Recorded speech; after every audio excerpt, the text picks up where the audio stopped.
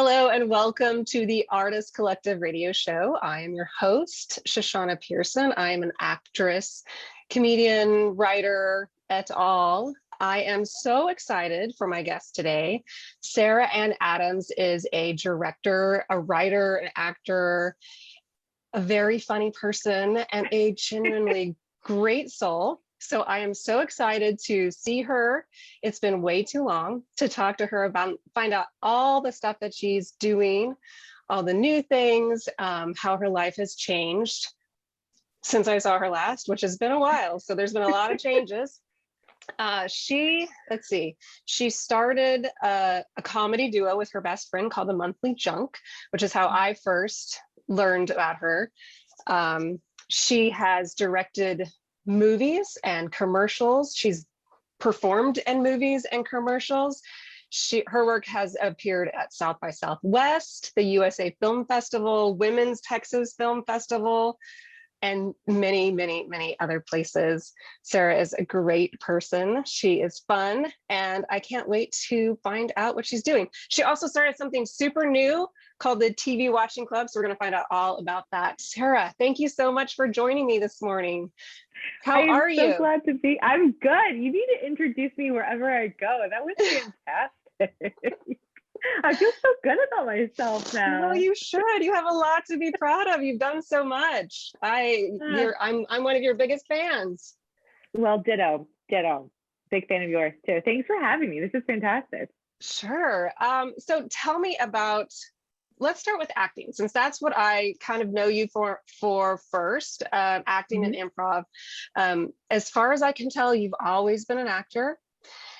So tell me when you did the transition in your life from being part-time to full-time, when you went from having a day job to actually going all in. Tell me what had to happen in your life to make that workable and how your life has changed since. That's a great question. So I have always been an actor, I guess you can say, from a kid. Nothing really stuck. My mom put me in everything: tap, dance, ballet, soccer, softball, everything. And I'm like, meh.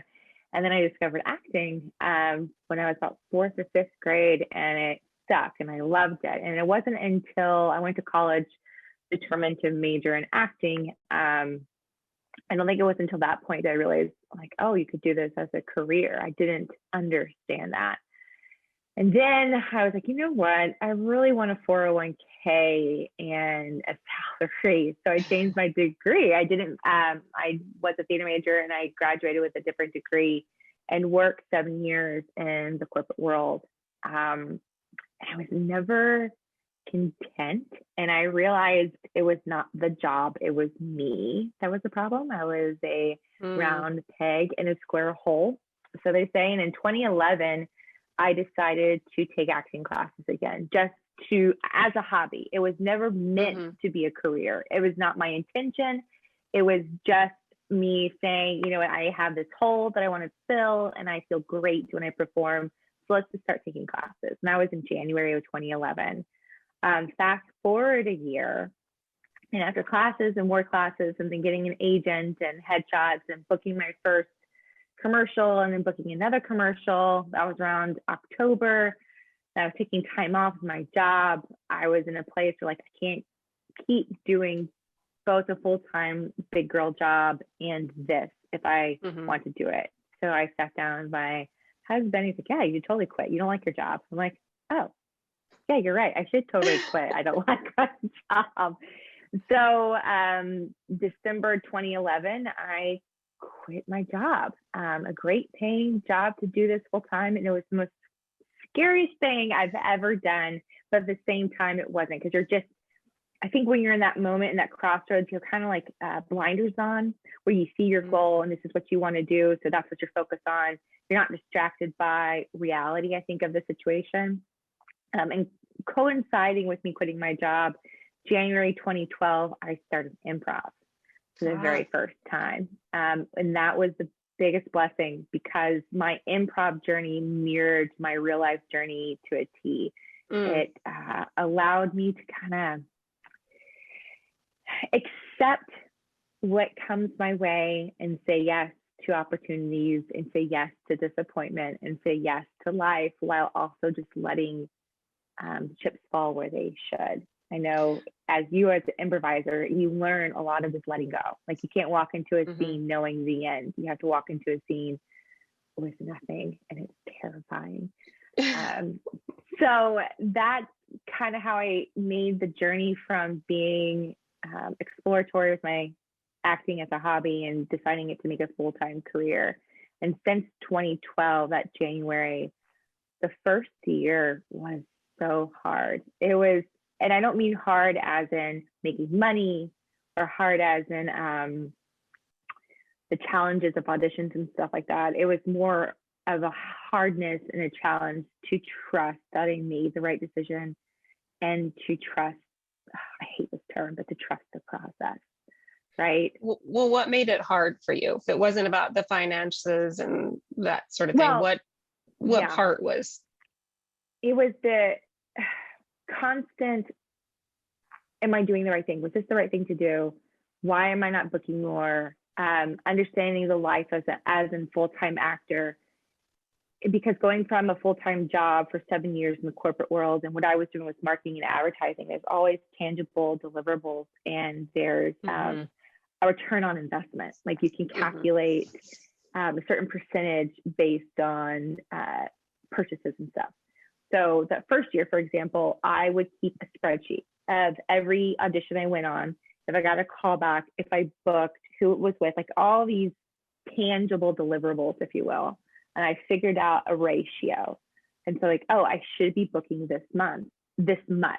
And when I don't, like, then I have to analyze the problem. And through improv and the work that I was doing there, I realized, hey, there's no ratio for acting. You sometimes book and you sometimes don't book, and that's it. There's no more explanation besides that. And that was a very, very hard lesson to learn. I'm very type A. And that first year of improv like helped me so much to understand that's okay. So I was going to say the basic foundation premise of improv, no matter what school you go to, is the yes and. You say yes to the situation and then you add information. So you yes and your way through a scene. And so you answered the question I was going to ask, was that did taking improv at that juncture actually help you stay in it as a full-time actor, just like applying that philosophy to the broader picture, to the whole, your whole absolutely world? Absolutely. And on top of that, it helps you get out of your own way and get out of your head. I know as artists and actors and whatever you're doing, you get stuck in your mind thought easily. And you analyze, you scrutinize, and you think of what ifs, and improv teaches you not to do that. It's this freeing tool and art form where you really just show up in your present and you're aware of the moment. And it's the most fun and it's hysterical. And the people I've met through that journey have proven to be the truest people I've ever known because of that. They embrace it. And also with improv as an actor, it allows you to keep creating. I think a lot of times actors feel that if they're not on set and they're not working, then they're not doing any, like, what am I doing, right? Why am I not booking? Why am I not working? Well, you can always be, in theory, working. You can always, in theory, be performing and doing what you love. And improv taught me that. And so it filled that void in between the audition and the booking. And it allowed me to release any anxiety and tension I had about getting from the audition to the booking. I mean, I remember in the early days, man, waiting for those notifications, emails, like, oh, you have an audition. Pins and needles. Now I'm like, okay, that's fine. One of the things that is great about you is that you are true to what you have just said. You are constantly creating, constantly building your own thing. So from your early stages, you were creating your own sketches that you would film. Is that right? That you started with a friend, you would do your own thing, and then that kind of built on to, when did you start writing commercials? When did you start transitioning into writing films, longer films? So that was 2012. Around 13 or so, I met Maggie at Dallas Comedy House, and she became my improv partner and best friend and ride or die. And she was like, you know what, we should just film some of these stuff in front of the couch. I'm like, oh, we could do that. That's an interesting thought. And from that moment of sitting on the floor in front of the couch at Dallas Comedy House and filming these improv bits, I'm like, this is interesting. Like, you could just do whatever you want and put yourself in the spot to where you want to be, right? If you want to create and to be funny, you don't have to wait for anyone to say, hey, will you create and be funny for me? You can do it for yourself and for fun. And that's all it was at first. It was, again, filling that void from the audition to the booking, right? It was always just a filler. It never was intended to be, and I love that. So many things in my life were never intended to be what they are. It was never intended to be like this thing that I do. I'm a creator. And it was literally for fun and to have an opportunity to do something silly. And from that, and if you will, a lot of other opportunities. I met another fantastic actress, Brandy Holston, on an audition, and we booked something together. And from that, we became good friends. And from that, I created my first web series, and that was 2014, 2015, 8 episodes. And then from that, I got into Austin Film Festival. And from that, I went to the Hollywood Fest in LA. And then from that, I'm like, oh, I don't want to stop doing this, because as a type A person, creative, I realized that I can do all the things I enjoy with creating and writing and directing and acting, that I can bring together a lot of very talented people, and together we can make something beautiful and fun and funny. And from that, that saying can then be shared with the masses. So you were one of the first people to take a chance on me when I got back into it after a long hiatus. And I want to pause. That is not a chance. You are an incredibly talented. I'm sitting here looking at you like, you're so sweet. But no, I mean, yeah, like, you were the first one to say, yeah, come be in my movie.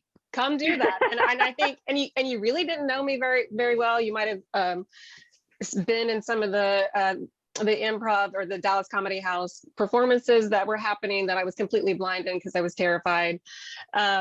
But it had been a long time, and I was so rusty, and you and Maggie both were just so generous and let me come into your fold. And then and then I had the opportunity to watch you as a director. And I think it was your first directing opportunity, right? For Civic Duty. For a film, is that? Yes. Behind I the scenes? completely forgot about that. Yes. And sorry, everything's clicking. I mean, we'll talk about, you've had a child, and my experience is that all the memory just sort of goes out with the baby. But that was your first experience as a director, and you were so strong and powerful and kind in that moment. And I know that there were that you were just so open to letting other people come and join and be a part of it. And I've really seen, since I've met you, taking new people on under your wing, so to speak, giving them opportunities that they might not have ever had. Why is that such an important thing to you? Why do you make that a point to do for yourself? And yes, why are you so good at that? So first, like, I just have goosebumps because, like, you spoke to my soul with that. It is my, I remember telling Maggie this one day, and I met some random person, and they were very talented. And I remember telling Maggie, I want to be in a position one day that I can see someone like that and be like, hey, can I have a job for you? Like, I want to use that talent. It's one of the coolest things to be able to do, is to give people an opportunity. And for me to be able to do that, it just fulfills like this huge purpose of mine that I didn't know I had. I don't know what it is. There's so many talented individuals that I know, and I would love nothing more for all these people to have success that they want, because they deserve it, just simply because other talent. I want to say, I never thought I was taking a chance on you. Like, I saw you and you're fantastic and you're talented. So like, yeah, I would love for you to play this part and be part of what I'm doing. I'm a firm believer that I need to be surrounded by people better than me. And I need people who are great at what they do. Especially what we do, like making a commercial or a short or a movie. There's so many people involved that you can't do it alone. And I think that's one of the things with improv coming over to being a director is I love a team. I love a good team. I love a good group of people. And if I get to like pick some of those people, like that's badass. Like that's amazing. Yeah. So it's interesting you noticed that or saw that in me, because it really is something I would love to do, is to be able to just hire people. I love it. Well, I'm kind of struck by your very female, motherly sort of instinct that you applied to being a director. And I think that that's interesting to me, because I think that as women, we just do a lot of things differently. And I think creating teams and having that be an important part of our world, our community, is definitely an asset. How has your female relationships contributed to where you are now? I know when I started, the first improv school that I went to was in the early 2000s. And when I graduated in 2002, there was not a lot of women doing improv. There was a huge disparity between what we could do as women and what the men were doing as far as stage time goes. There was a lot of resistance there for females to get in. And then Tina Fey and Amy Poehler kind of changed the whole scene with that. And so coming back into it, when I did improv in 2016, 17, it just was a totally different, I mean, a lot of time had passed, but it was a totally different world as far as what women were doing. And you and Maggie were such a huge part of that. So tell me a little bit about from your woman's perspective, how you have maybe been held back or had to push harder or created teams, or tell me how it's contributed to what you do. That's a fantastic question. So the beautiful thing about Dallas Comedy House, I'll start there, is it was owned and operated by Amanda Austin, a powerhouse female who I was lucky enough to get to know and become friends with and work for. And I never felt with improv specifically that being a female was different or unusual. I know around that time, female in comedy and was kind of making a big headline, like all these, like you said, Tina Fey, Amy Poehler, Kristen Wiig. But it never was like, I don't know what I'm trying to say, but it never was like a thing felt like I had to overcome. Now, once I started performing improv on stage, I became acutely aware of my appearance on stage. I got in my head a lot, like, oh, they're not going to think I'm funny because of the way I look, this, that, and the other. And that was just something I had to grow out of. And that's just me being confident. And Maggie, and doing those little videos, and being surrounded by a troupe that supports you. And it eventually, you grow out of it if you try and you work on yourself and you understand what you're doing. And there's always going to be people that think women aren't funny. I mean, or that I'm making women comedy, or that this movie's for women because it's made by women or written by women or starring women. I've actually have found more challenges on this side of the camera, specifically directing and writing.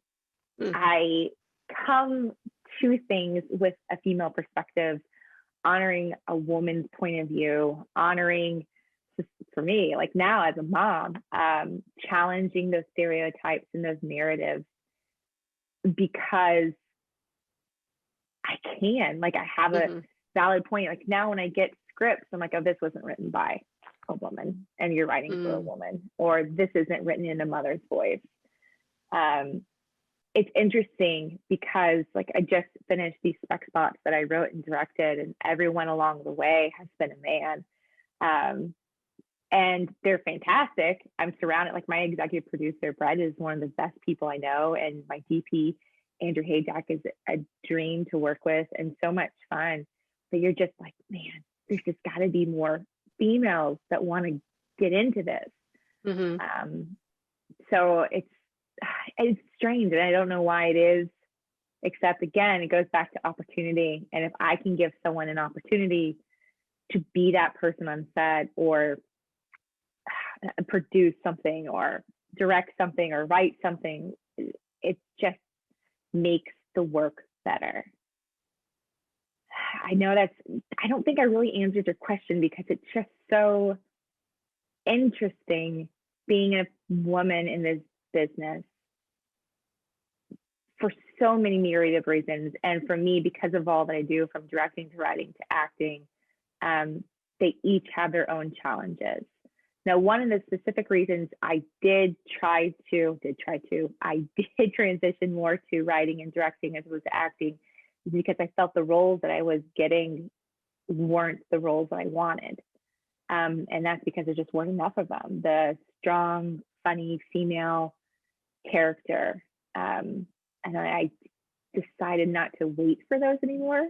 And I think a lot of women are realizing that you don't have to wait for those roles, you can create them yourself. And I think it's a really powerful place to be. Yeah, I think that's a really important statement, that you don't have to wait as a woman. I feel like we wait so much for permission to do anything, whether it's has to do with going out and leaving our kids so we can go out and enjoy ourselves for a night, or building our career, or whatever the situation may be. We do have to ask for permission a lot. So you transitioned but this summer, I believe it was, the past summer, by getting representation as a director. Is that, I didn't even know that was a thing. So tell me more about that. Tell me what that is and where you're going with it. This past year, 2020, man, who hasn't screwed up, and challenged them. But yes, Brett is with Daisy Cutter, a production company, and he has several other directors under Daisy Cutter. And I worked with him. He produced a spot I was in 6-7 years ago. I mean, it's been a while. And he reached out to me and asked if I was looking for representation. And I said, yes, absolutely. And it turns out people want to hire female comedic directors. Who knew? Still waiting on those people to hire me. But yes, I do think it's because we offer a different perspective, right? We are naturally at different points of view just because who we innately are. And me as a mom, I come from a different angle too, and my tastes in comedy are completely different. So I got representation, and funny enough, so I knew this existed in the world. I just didn't realize how closely it mirrors being an actor. It's almost identical. So just like an actor, you get an audition, a director gets sent out and pitched for boards that they receive specifically for advertising. And just like an actor, you go on audition, a director gets a phone call with the group that's doing the hiring. And just like an actor, you get a call back. A director also, then if they are approved from this conversation and the advertising agency wants to know more, they'll ask for a treatment. So that's your callback. And then just like an actor, you get put on hold, and there's one of 3 directors of the same thing. So the end result is a booking. And the paths are very similar. And I remember talking to Brett early on, and he said, it just takes a little bit to get going. And I go, yeah, I know the song again. Like, I've been doing it for 10 years. I understand it completely what it's like to be doing something and then be disappointed or not understanding the rationale behind not getting chosen. Like, yeah, I get it. So tell me how the major change in your life, motherhood, has affected your career. How do you do it all? How do you juggle it all? How do you make it work? So I don't do it all. I don't like, I think that's a myth of motherhood. Yeah. I learned very early on, it takes support to do anything with a child. And that's really strange how women are thought to think you're supposed to care for your child all by yourself and handle your work and motherhood and life and everything all by yourself. It took a while for me to understand that asking for help, receiving help is how it's meant to be. So with that being said, when I was pregnant with Walter, I worked more than I ever have. Like I booked my biggest spot, made the most money, everything pregnant with a child. It went completely against what I thought was going to happen. And then when I had Walter, that first year, he was born 2018. Yeah. So 2018, like I booked a lot being a new mom. I remember my first booking was like 6 weeks after Walter. The thing that pivoted a lot for me is being acutely aware, second time using that word, of the challenges motherhood on set brings.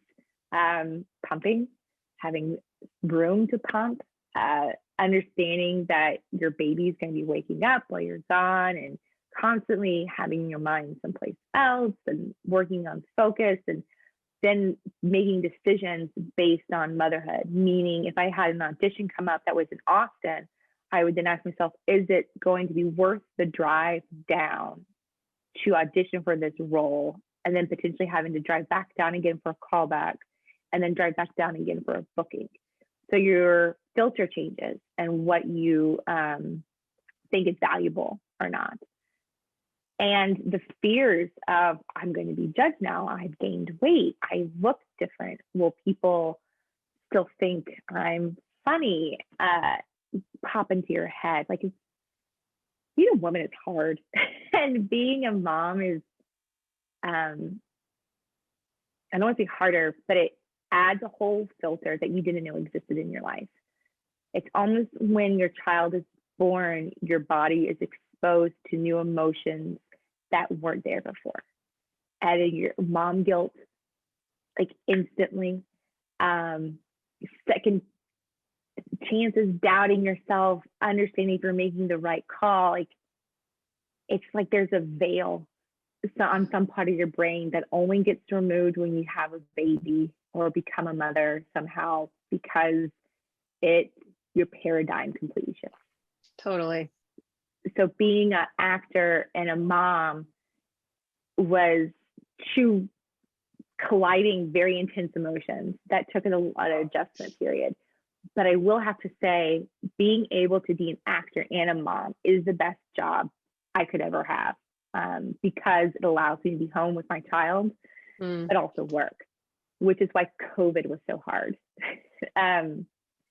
My jobs went away. Like I usually, pre-COVID, I was auditioning weekly, if not multiple times a week, booking regularly. So there was always like this flow, right?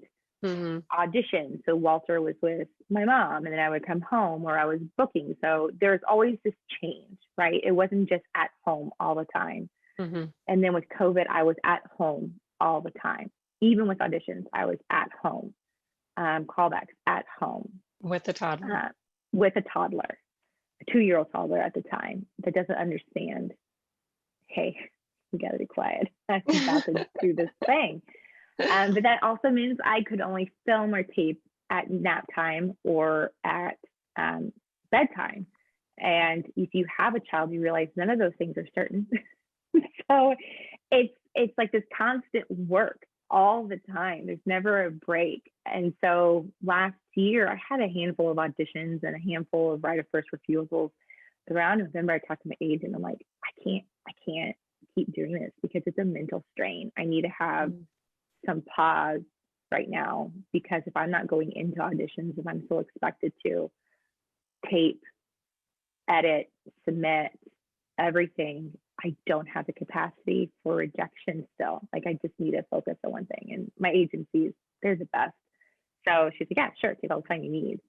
So November and December, I booked out and then started back up again this past January with kind of like a cleansing breath, if you will. Tell me a little bit more about that. You said if you have to do all of the things that the casting directors used to do for us, we have to do the lighting and the set and the recording and the Oh, editing and geez. all of that. And you said if you had to do all that, you can also handle the rejection. Tell me a little bit more about that and why those That, two emotional things overlap for I you. just say you're very good at interviewing people, because that's a very specific thing that's very, very important. And I talked to a couple of people about this. So pre-COVID, you get an audition, you show up to audition, you do your thing, you leave. You get in your car, you're physically in a different spot. And over the past 10 years, I've been able to grow as an individual and as an actor. So once I'm in my car, I'm done. Like, I don't think about it anymore. I have other life to attend to. With COVID and the expectation of filming your own stuff. So like you said, it's not just pressing record, it's lighting, backdrop, a tripod, editing the software, putting all the best bits together. And now with my director mind, I'm like, the framing's not right. Like, the great thing about casting directors, when you walk into a room, they have the camera set, they have the action set, they have the framing already figured out. So every actor that walks in is going through the same motion. So every audition looks, in theory, the same, just with different people and different deliveries. What we're up against now is, I don't know what your audition looked like. Yes, I have the same directions from the casting director, but I don't know what your framing is. I don't know what you've done. So it's only as good as I can make it. I have seen some actors like put in music, or they have props, or they completely have a set done. I'm like, I don't have the time or capacity to do that. No. So it's, I'm not doing that. Just for the record. No. Like, I am the bare minimal actor. Like, look, bless my agent's heart, they know this. Like, I love showing up, doing the work, and leaving, and that's it. Yeah. And because it's not it anymore, it takes a lot of mental capacity to do it. Like, sometimes it can take 30 minutes, sometimes it can take an hour and a half, depending on how many shots you have to take based on casting director specs, what type of setup is involved, and then editing the stuff together. One of the beautiful things of walking in is, like, you don't get to choose what take you submit. Right. That was a hard thing for me, is a hard thing, and then ultimately a better thing for me. But you see yourself so many times, you do so many takes, you see, and you're trying to get just the right. Has that been your experience as well? Yes. And as a perfectionist, a recovering perfectionist, I should say, it's hard. Like, you're scrutinizing yourself even more than you were before as an actor. Like, you see yourself so much as an actor to begin with, and now you're scrutinizing yourself to the 10th degree, because you have the opportunity to take 25 takes of you saying, oh, that tastes good. Like, I mean, it's maddening. And then you still don't get the spot. You still don't book it. So you get in your head even more. And I'm like, I just have to step away. This is becoming too much for me, on top of dealing with the pandemic, on top of dealing with the toddler, on top of not working. I mean, I didn't work for over a year, and that's challenging for anyone, even with a pandemic as your excuse. So yes, the mental strain and the emotions that come along with being expected to do your own auditions, it's a lot. And on top of that, like, acting in this industry is already hard to get into. It's already challenging enough. And now to put the expectations on people that, oh, you have to have reliable Wi-Fi, you have to have good lighting, a backdrop, the experience to film yourself, and knowledge of framing and editing. So you have to have editing software, and then being able to submit it all within a timeline and a time frame. You're creating this barrier of entry that most people can't achieve. And people that have jobs on the side, which you have to have now, or children or a family, it's just disappointing.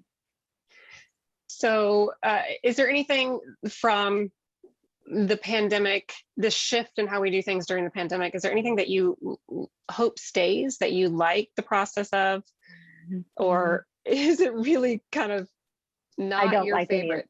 No, not my favorite at all. No. when as an actor and as a full-time actor, I see my friends at auditions. You know, I like It's that community thing. That community thing. I'm very big on community. I'm learning from this conversation. But when you walk in and you see someone you haven't seen and you can talk and catch up and laugh, and then you do your audition and you leave. For me, it's always been more than the audition. And even seeing the casting directors, like I miss Tish and Matthew. I used to see them all the time, and I don't see them except on virtual callbacks. I'm like, that's not the same. I don't at Buffalo Casting for Tish and Matt, Buffalo Casting. Yeah. They're delightful. I don't like it. And I feel very stubborn in that. Now, I believe that goes against most actors' grain. Like, I think there are a lot of actors out there who really like this because it provides opportunity to submit to auditions outside of state. Right? So anyone can submit in theory to anything now because you don't have to get in a car and drive. Whereas before, taped auditions were a thing, but now it's like the only thing. So casting directors have expanded their reach and stuff like that. I'm like, yeah, I get it. I'm not that big of a hustler though. So just get me in a casting room. I do want to point out that we have the same background. I know because of our though. Because of our journeys here and similar lighting. I used to take it down. Like there's a Pearl Jam poster underneath. And then I just left it up because I'm like, I can't keep putting this up and down. And my ring light, I still feel like it's too white. There's not enough warmth in it. Tell me about your TV watching club before we have to go. Tell me about this thing that you created out of this hobby that you've discovered that you have even more so during the pandemic. Tell me about that. What is it? How do we get involved? I've always loved TV. And I didn't realize it was a hobby until I started writing down all the shows that I love. Like, I just love consuming series shows. And I'm like, hey, I guess this is my hobby. Like, I don't knit, I bake, but it's not really a hobby. I don't work out really. So I'm like, I bet a lot of other people watch TV as a hobby too. And sure enough, they do. And through the pandemic, and again, that void, right? Audition, booking, that void in between, I needed to fill something. So I just started writing on my website, sarahanadams.com. I have the opportunity to add a blog. So I did. And I just started writing things that I thought were interesting to me. And through that process, through that process, it evolved in December to the TV watching club. And think of it as a subscription service without the fee, where once a month you receive a newsletter of what we're watching with show recommendations. There are so many things to choose from and so many streaming platforms that you, if you're like me, go through it and you're like, you know what, I'm overwhelmed. I'm just going to watch House Hunters again. Like, that's my go-to default. Totally. Let's just watch House Hunters. So I hope to help those that struggle with that to find new shows that they enjoy. And on top of that, again, community. It brings people together to talk about these shows.